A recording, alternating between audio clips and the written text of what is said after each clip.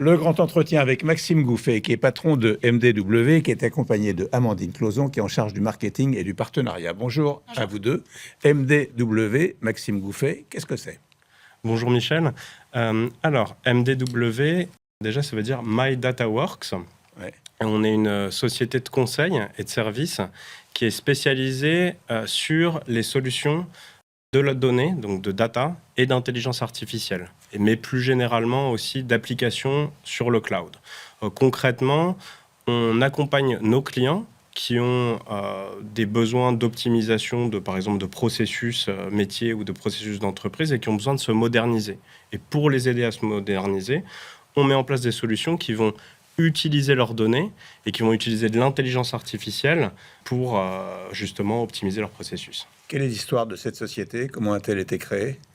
Alors, j'ai été moi-même salarié il y a quelques années d'une grande entreprise et je dirigeais une équipe qui était spécialisée justement dans la data.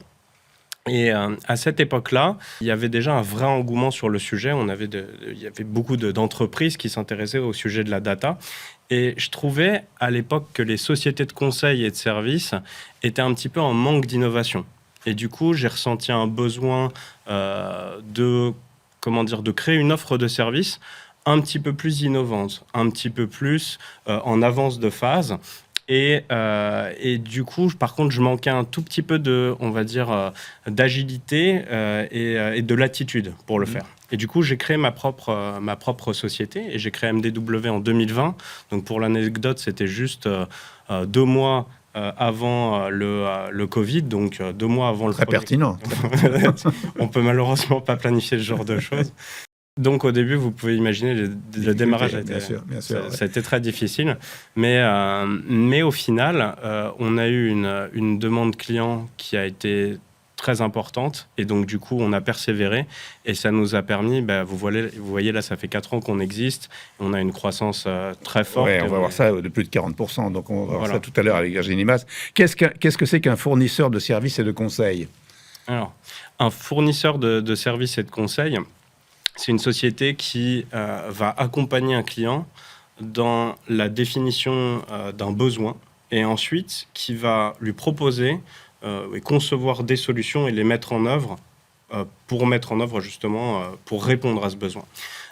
Du coup, nous, on est une société de services et de conseils qui se spécialise déjà dans les entreprises. Donc, on travaille dans le segment du B2B, ça veut dire du business to business, et on se spécialise vraiment sur le conseil en nouvelles technologies. Donc on est très spécialisé là-dessus et nos clients c'est souvent des grandes structures et donc on se doit de les accompagner eux en tant qu'entreprise pour leur bien mais aussi pour le bien des individus chez ces entreprises qui nous ont fait confiance et qui nous ont demandé de les aider. Quelle est votre mission principale? Alors, notre mission principale, justement en tant que société de conseil, c'est de mettre le client au centre de toutes nos actions. Ça, c'est vraiment notre première mission. On va travailler main dans la main pour les aider à générer des succès et à répondre à leurs objectifs. Notre deuxième mission, c'est de les aider à innover. On veut les aider justement à ne pas rater le coche de l'innovation, de l'intelligence artificielle sur ce genre de sujet-là. Et notre troisième mission, c'est de les rendre totalement autonomes pour qu'ils puissent eux-mêmes s'approprier, exploiter ces solutions et eux-mêmes, après, générer de la valeur pour leur entreprise. Est-ce que vous pouvez me donner un exemple concret de solution mise en place pour l'un de vos clients? Oui, tout à fait. Alors, je vais vous en donner un parmi tant d'autres. On a mis en place une solution d'intelligence artificielle pour un de nos clients dans le secteur de l'assurance, qui est une grande assurance. Et en fait, eux, ils assurent le risque. Donc, ils perdent de l'argent quand il y a des sinistres. Donc, quand ils assurent, par exemple, des véhicules à moteur qui ont des sinistres. Et ils reçoivent tous les ans, chaque année, des millions de factures de la part des garages quand il y a un accident et les garages leur demandent de leur rembourser le montant des réparations. Et sur ces millions de factures, ces millions de factures-là, on les a analysées avec de l'intelligence artificielle en utilisant de l'AI générative. Et en analysant le texte sur ces millions de factures, on arrive à détecter de la fraude à l'assurance ou parfois des anomalies. Et c'est des choses en fait que cette assurance ne devrait pas avoir à payer. Donc si on le détecte, l'assurance peut dire non, je ne paye pas. Et dans ce cas-là, sur des millions et des millions de factures, on a réussi la première année et même chaque année, maintenant, on arrive à leur faire économiser des millions d'euros par année. Donc le retour sur investissement est immense. Ce type de solution-là, on parle là d'assurance, mais vous verrez qu'après, on peut le mettre en place sur plein d'autres industries. On arrive à faire du sur-mesure par industrie. Alors, comment accompagnez-vous vos clients ? Alors, nos clients, on va les accompagner déjà sur une première consultation. On va analyser leurs besoins et on va ensuite les accompagner en général de bout en bout. C'est-à-dire qu'ils peuvent nous demander, par exemple, de les conseiller de manière un petit peu plus stratégique.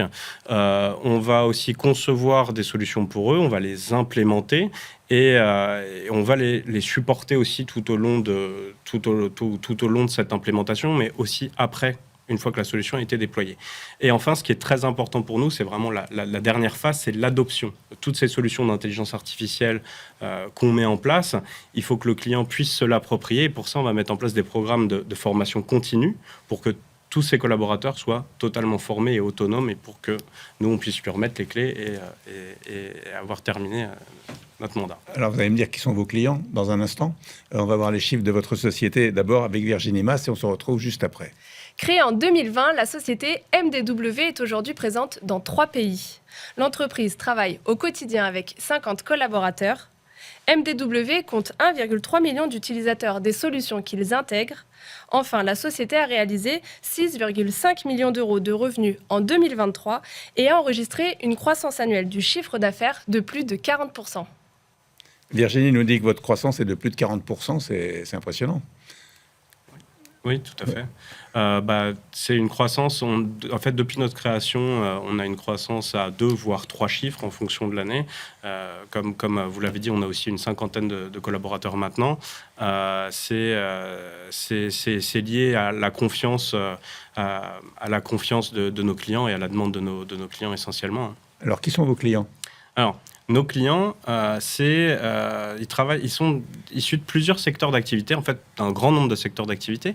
On va avoir des clients qui sont dans le secteur du luxe, par exemple. On travaille avec Chanel, donc client assez prestigieux. On travaille avec le secteur de l'agroalimentaire, donc par exemple, il y a Nestlé qui fait partie de nos clients.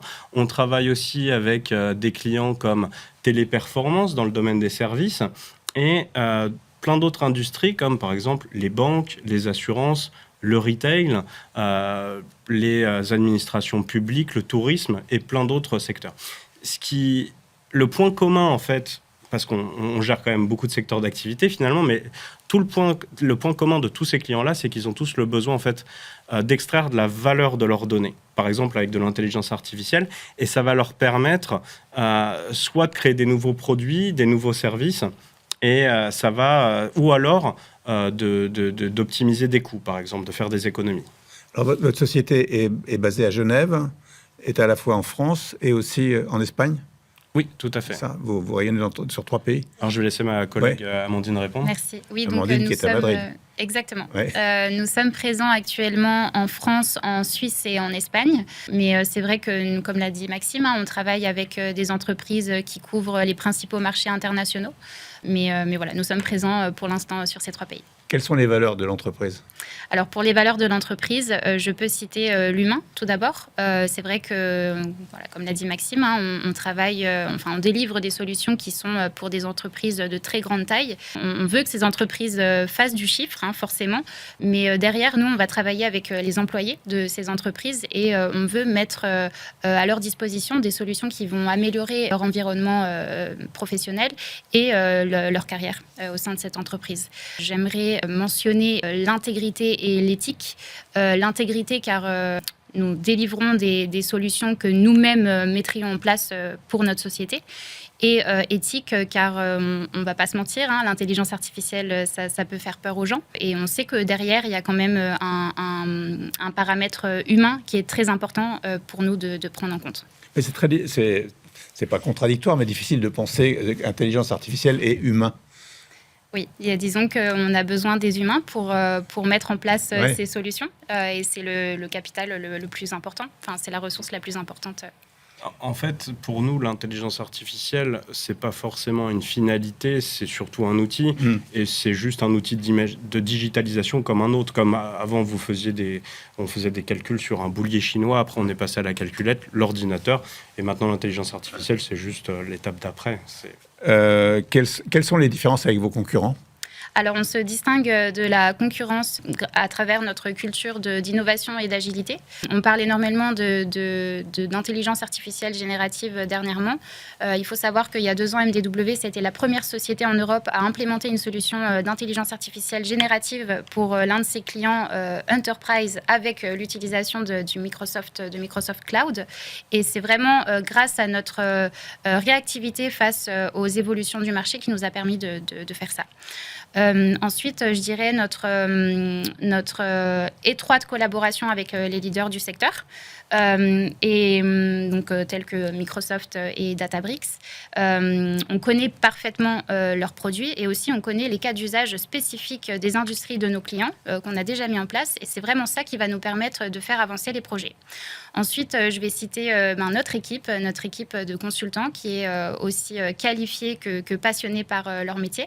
Et enfin, la manière dont nous travaillons avec nos clients, on a une approche qui est très personnalisée, je dirais même empathique, c'est-à-dire que nos consultants vont se mettre à la place vraiment de nos clients et vont tenter de comprendre le challenge et le besoin spécifique et unique de l'entreprise et va travailler avec les équipes en étroite collaboration pour trouver la solution la plus adaptée. Alors, vous êtes développé à l'international, on l'a dit, puisque vous êtes déjà dans 3 pays, pieds dans 3 pays, si je puis me permettre cette expression. Vos objectifs à court et moyen terme ? Alors, pour nos objectifs, donc bien sûr, de continuer de recruter des talents toujours aussi passionnés qui sauront porter la mission de MDW auprès de nos clients, l'expansion de nos services au sein de toute l'Europe et enfin de continuer de guider nos clients ainsi que les entreprises européennes dans l'adoption de ces nouvelles technologies et dans leur transition digitale. Maxime Gouffet, quelles sont vos limites dans vos ambitions ? Il n'y a pas de limite ? Je dirais de trouver des bons collaborateurs. Ça va être... c'est assez... Les bons profils, les bons collaborateurs sont assez rares, dans le sens où on a un besoin d'innover constamment, finalement, parce qu'on est une entreprise de petite taille, et comme a dit Amandine, on se différencie parce qu'on innove beaucoup plus vite que les grandes entreprises. Mais du coup, comme on innove presque trop vite, on manque de ressources qualifiées sur certains objectifs. Donc, ce n'est pas vraiment la demande client qui manque, c'est plutôt la capacité à réaliser. On est presque plus sur en fait, un marché de l'offre que de la demande. Merci beaucoup. Merci. Merci.